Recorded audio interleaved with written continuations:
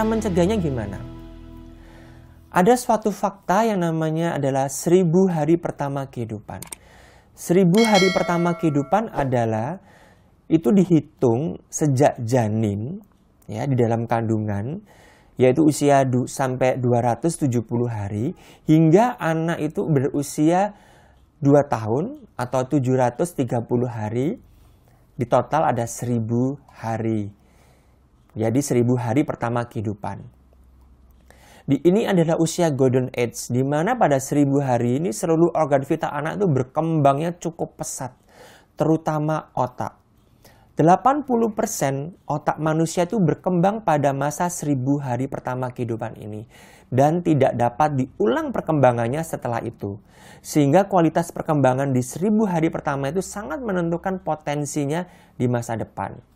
Oleh sebab itu, di buku KIA yang terbaru, edisi yang revisi 2020, ini kan bolak-balik ya. Jadi memang untuk ibu dan untuk anak. Karena ini untuk mengawal 1000 hari itu.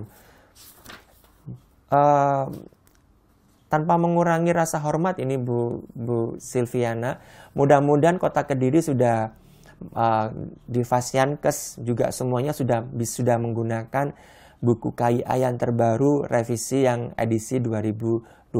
Karena ini paling tidak kita sudah mensosialisasikan. Jangan sampai masih beredar buku KIA yang 2019 di mana masih ada pisang keroknya. Jangan sampai. Jadi karena ini sangat penting. Ini adalah langkah awal kita untuk mencegah stunting. Kan ini kita masih ngomongin mencegah ya, kita nggak membicarakan tentang gimana sih mengatasi kalau sudah terjadi stunting. Kalau sudah terjadi stunting itu kayak di Kota Solo ini 1% angka stunting. Sedikit sih sebenarnya, cuma kan ya agak mengelus dada 1% ini kalau 1 juta udah berapa anak ini. Cara mencegah gangguan pertumbuhan sebenarnya yang saya sampaikan ini semuanya sudah ada di dalam buku KIA yang terbaru. Harapan saya ini saya selalu gembar-gemborkan di sosmed bahwa harus membaca ini karena kalau kita ikutin ini pasti semuanya tidak akan ada masalah. Yang pertama yaitu tentu ya kita cara mencegahnya gangguan pertumbuhan itu. Kalau kita ngomongin pertumbuhan berarti berat badan, tinggi badan ya.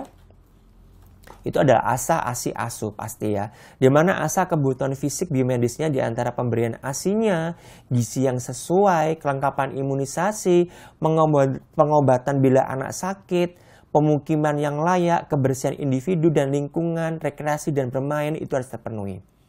Panduan semua ini sudah ada di buku KIA. Di mana di buku KIA ini di bagian ibu hamil, ini perawatannya tentang sampai ASI pun sudah ada, penyimpanan ASI juga sudah dijelaskan.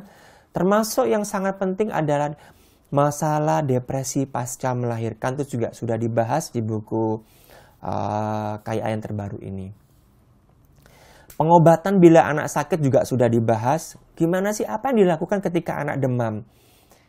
Kapan yang dilakukan ketika anak itu mulai diare? Apa yang dilakukan? Kapan harus ke rumah sakit?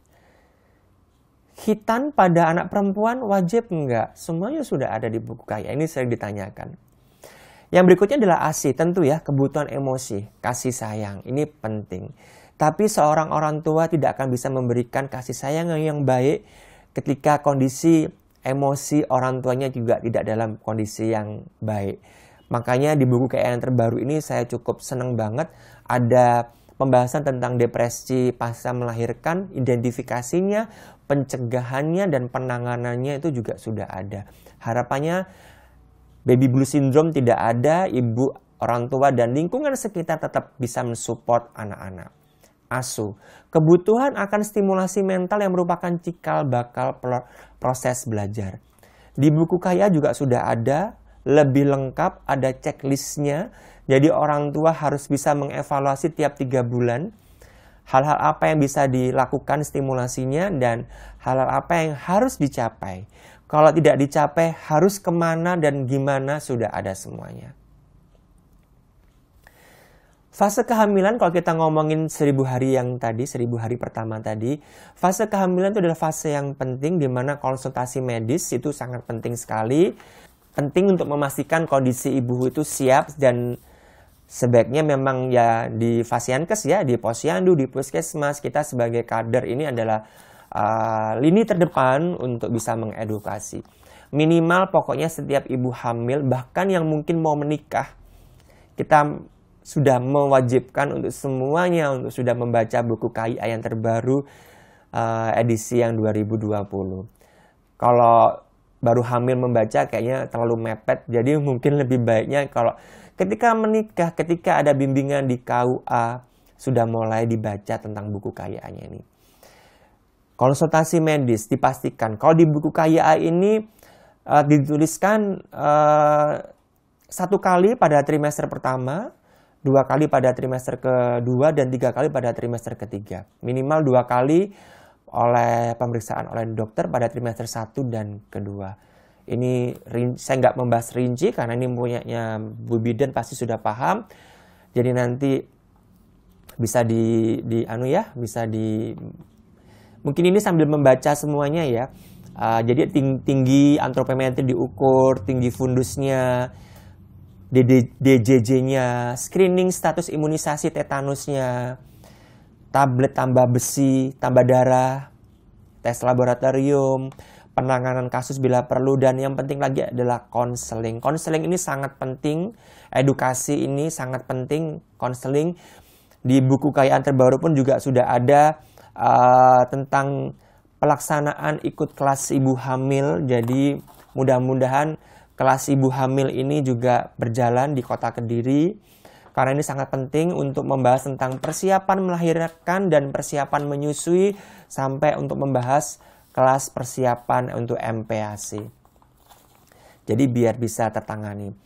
Dan yang berikutnya ada perencanaan kehamilan. Calon ibu sebaiknya mulai mempersiapkan kehamilan sejak 3 bulan sebelum pernikahan. Nah ini, jadi sebelum menikah itu bukan pre-wedding ya, bukan foto-foto prewed, tapi membaca buku KIA, karena harus merencanakan ini. Ini besok bukunya dibaca. Ini kalau kita punya anak, ini mau gimana? Mau ASI nanti harus gimana? Kalau kita mau formula nanti gimana? Nanti yang ngomong ini siapa gitu. Jangan pusingnya setelah punya hamil, setelah punya anak baru bingung. Aduh, si ngomong ini siapa, kita kerja. Jangan sampai ya. Nggak bisa. Hidup ini ada tentang perencanaan. Jadi jangan lupa untuk merencanakan jauh-jauh hari. Perbaiki nutrisi bila kurang dan selalu deteksi penyakit ya. Deteksi penyakit bisa, mungkin ada beberapa penyakit yang diturunkan. Jadi deteksi kalau ibu ada DM, ada penyakit tiroid, bisa kita antisipasi untuk pas fase kehamilan dan kelahiran bayinya. Fase setelah melahirkan. Nah ini fase yang penting ya, 720 ini punyanya dokter anak ini ya. Di mana ASI, kandungan nutrisi yang sangat dibutuhkan bayi dan tidak tergantikan oleh nutrisi jenis apapun. Ya. ASI sangat penting, nomor 1. Alhamdulillah lagi di buku KIA yang terbaru sudah ada cara memeras ASI, cara memberi posisi yang baik, cara menyimpan ASI yang baik. Itu sudah sudah ada semuanya. Tapi lagi-lagi kalau tidak dipraktekkan ini juga nggak akan mudah ya. Jadi posisi pelekatan tuh menentukan prestasinya untuk menyusui.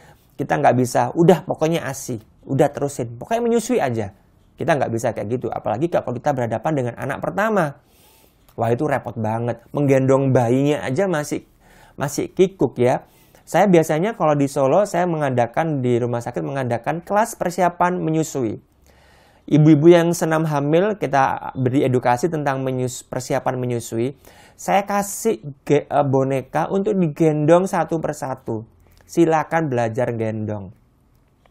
Karena menggendong yang salah itu pasti nanti ASI nggak akan keluar. Lecet. Dan lecet itu adalah tanda awal bahwa pelekatan tidak baik. Kalau pelekatan tidak baik, pasti ASI tidak akan keluar. Ayah harus ikut. Ayah ASI itu penting, harus support. Karena ini support sistemnya ya. Kalau bisa nenek kakeknya juga ikut, biar nanti nggak ngeriwui. Enggak, bayi kembar pun juga punya hak untuk bisa mendapatkan ASI. Di buku KIA ini sudah ada tentang posisi-posisinya. Bahkan tentang cara penyimpanannya. Kalau ibu bekerja, tidak ada halangan untuk menyusui. Itu tetap bisa memberikan ASI dengan dipamping. Penyimpanan ASI peras seperti apa, semuanya ada. Berikutnya adalah MPASI. MPASI ini adalah makanan pendamping ASI. Ini cukup signifikan, ibu-ibu sekalian. MPASI pada buku KIA yang terbaru dengan yang 2019 cukup sangat berbeda. Nanti saya akan jelaskan di belakang. Ya, nutrisinya dan kesehatannya ini harus, untuk imunisasinya harus dikonsultasikan. Jadi semuanya ini harus dipersiapkan sebelum bayi lahir, jangan sesudah bayi lahir. Karena kalau bayi udah lahir itu udah heboh. Mendengarkan bayi nangis aja udah kita ini dengar aja udah bikin panik. Ya kan? Jadi sebelumnya harus kita segera dibersih dulu, mempersiapkan kelas persiapan sebelum melahirkan. Ini adalah buku KIA yang terbaru, edisi revisi 2020.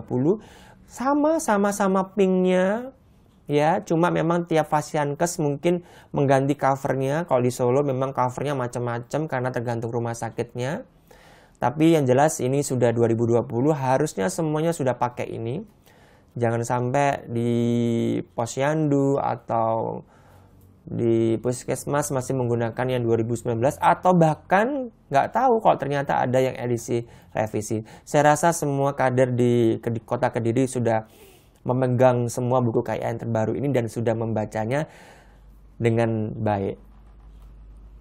Di mana di dalam buku KIA tersebut sudah terjelas ya, mereka membikinnya, Kemenkes dan IDAI membikin tentang syarat pemberian MPASI sesuai dengan arahan dari WHO ya, di WHO Global Strategy for Feeding Infant and Young Children tahun 2003. Jadi merekomendasikan agar pemberian MPASI itu memenuhi 4 syarat.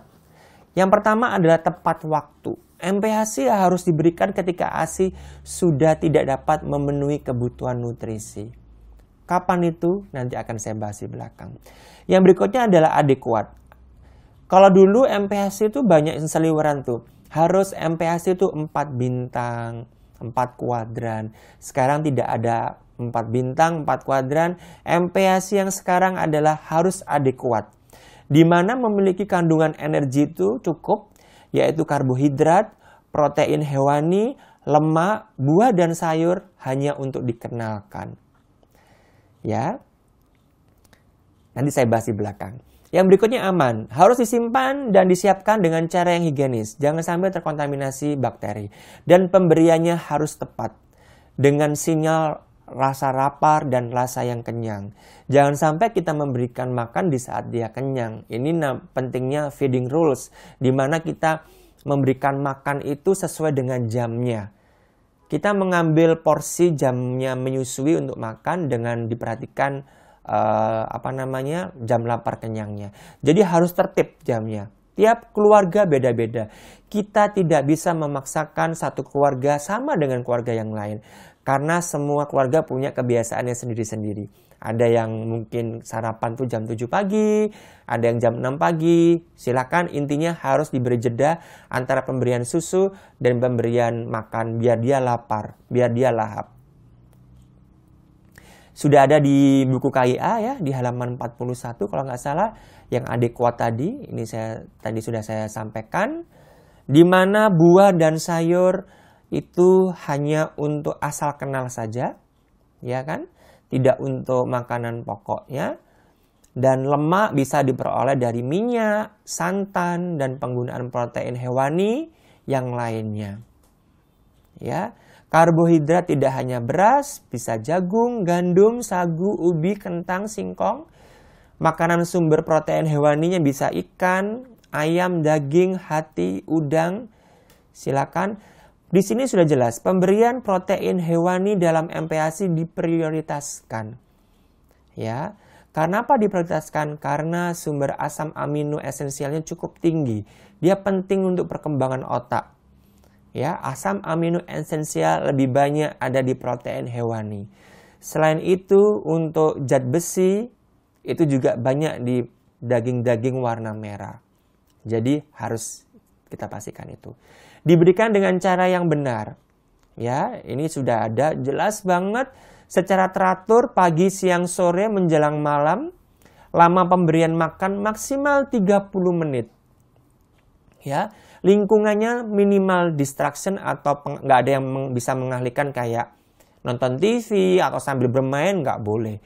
Namanya juga anak itu kan seperti sehelai lembar kertas putih di mana kita mengenalkan konsep makan yang baik, bahwa kalau makan tuh sambil duduk, bukan sambil digendong, muter-muter sambil lihat kambing atau lihat ayam, atau sambil bergadang dengan tetangga. Tidak seperti itu. Ajari makan sendiri bertahap dengan sendok dan garpu dan minum dengan gelas secara bertahap. Ini adalah poin-poin yang sangat penting. Mengapa MPASI 6 bulan? Untuk rekomendasi dari Ikatan Dokter Anak Indonesia sebenarnya sudah ada ya. Ini bisa di-download juga sebenarnya. Nanti materi akan saya share juga, bisa diambil nanti. Di sini ada buku dari rekomendasi Ikatan Dokter Anak Indonesia tentang rekomendasi praktik pemberian makanan berbasis bukti pada bayi dan balita di Indonesia untuk mencegah malnutrisi. Sari dari buku ini sudah ada di buku KIA yang terbaru edisi 2020. Mengapa MPASI harus 6 bulan? Dan kenapa kok di awal makan tuh kok harus nggak boleh menu tunggal? Kenapa ya? Sekarang kita lihat, mengapa MPASI itu umur 6 bulan? Di grafik ini bisa kita lihat, ternyata pada usia 6 bulan, sudah mulai ada gap atau kekurangan. Yang putih ini adalah gap kekurangan dari total kebutuhan energi. Sudah ada mulai defisit kalori. Pada usia sebelumnya itu full bisa terpenuhi oleh ASI. Pada usia mulai 6 bulan yang harusnya kalori itu 100, 80-70% hanya terpenuhi dari ASI, sisanya ini kosong, nggak bisa terpenuhi dari ASI. Lah, kekurangan ini, defisit energi ini yang harus kita cukupi dari makanan pendamping ASI. Itulah mengapa MPASI itu harus mulai usia 6 bulan. Karena tujuannya untuk melengkapi yang kandungan ASI sudah mulai turun, kita lengkapi supaya kebutuhan kalorinya tetap terpenuhi. Semakin lama usia 9 bulan, kebutuhan defisitnya semakin tinggi sampai usia setahun, sampai 24 bulan defisit kekurangannya dari ASI cukup tinggi. Oleh sebab itu frekuensi makannya bertahap semakin banyak. Sampai nanti usia setahun makanan itu adalah yang utama, susu atau ASI hanya mendampingin saja. Karena kita dalam rangka untuk mencukupi kebutuhannya ini. Jangan sampai kekurangan ini berlangsung lama. Kalau kita nggak gagal memberikan ini ya, kalori ini, pasti ada gap, minus nanti akhirnya. Butuhnya 100, yang terpenuhi dari ASI cuma 70, 30-nya nggak terpenuhi dari makan, nggak adekuat. Otomatis pasti minus, pasti berat badan akan flat. Berat badan pasti nggak akan tumbuh. Mulai tuh badan yang dulu gendut jadi glember-glember. Gampang banget ngeceknya badan bayi glember-glember itu udah dulu calon anak gendut itu pasti. Jadi kita pastikan bahwa makanan MPASI itu cukup adekuat untuk bisa mensubsidi total kalorinya bisa terpenuhi dengan baik. Ini adalah presentasi zat gizi di MPASI yang harus dilengkapi. Yang grafik sebelah kiri yang ada precursor saya ini, saya tunjuk ini adalah usia 6 bulan yang hijau, 9 bulan adalah yang biru. Kebutuhannya segini, di usia 9 bulan lebih tinggi. Ternyata selain ada defisit kalori, ternyata ada defisit yang lain juga. Protein, vitamin A, folat, vitamin D, kalsium, zat besi. Ini juga harus terpenuhi dengan baik. Oleh sebab itu makanan itu tidak bisa menu tunggal di awal. Karena tidak ada satu jenis makanan yang bisa mewakili kebutuhan semuanya ini. Nggak ada satu makanan itu yang bisa mengandung vitamin A, protein, vitamin C, vitamin D. Itu nggak ada. Jadi harus lengkap semuanya. Makanya makanan MPASI itu harus adekuat. Karbohidrat, protein hewani, lemaknya harus cukup lengkap. Kenapa buah dan sayur hanya asal kenal? Karena pada usia di bawah 1 tahun, pencernaan bayi itu belum adekuat untuk bisa mencerna serat. Jadi buah dan sayur hanya asal kenal. Jangan sampai kita tuh kalau di buku KIA terbaru yang lama 2019 masih ada tuh pisang kerok ya. Jadi serat itu atau buah itu akan mengganggu penyerapan mikronutrien. Malah mengganggu dan malah bikin bayi sembelit karena dia belum bisa mencerna serat dengan baik. Jadi hanya asal kenal aja, tolet-tolet aja, ditolet-tolet. Buah apapun boleh. Sayur pun juga gitu, asal kenal aja. Jadi jangan fokus di buah dan sayur. Tapi mungkin saya ingatkan, kita berhadapan di masyarakat mungkin yang zaman-zaman dulu itu masih ya, baby boomer istilahnya, zaman-zaman yang kakek nenek kita, di mana buah dan sayur itu harus, dulu itu kan harus, pokoknya kalau mau pinter buah dan sayur itu harus banyak. Nah ini harus mindset, ini harus kita rubah. Nanti kalau terlalu banyak itu nanti bayi jadi diet itu, ya nggak ada kalorinya nanti, nggak bisa memenuhi kebutuhan semua ini, protein, vitamin A, apalagi zat besi ini, vitamin D ini nggak akan terpenuhi. Ini adalah di buku KIA ya, di mana ada contoh-contohnya. Di buku KIA itu saya pakai yang ini aja, sama ini sebenarnya. Di buku KIA ini ada dua. Kita bisa membuat MPASI itu dari makanan keluarga yang di atas. Jadi apa yang kita makan, bayi juga ikut makan. Atau dari MPASI yang dari dia punya bayi sendiri. Kita khusus bikin untuk bayi kita. Kalau menurut saya ini agak ribet ya. Kalau di atas ini kita makan opor, ya bayi ikut makan opor. It's okay. Ya, yang penting tekstur disesuaikan. Dan di buku kayak yang terbaru ini, contohnya di makanan selingannya sudah beda banget. Ini contoh makanan selingannya sudah perkedel kentang isi daging. Tuh. Karena selingan juga harus adekuat. Kenapa selingan juga harus adekuat? Karena lambung bayi itu kecil. Lambung bayi itu sangat kecil, jadi tidak bisa seluruh kebutuhan energinya itu terpenuhi dengan 3 kali makan saja, nggak bisa.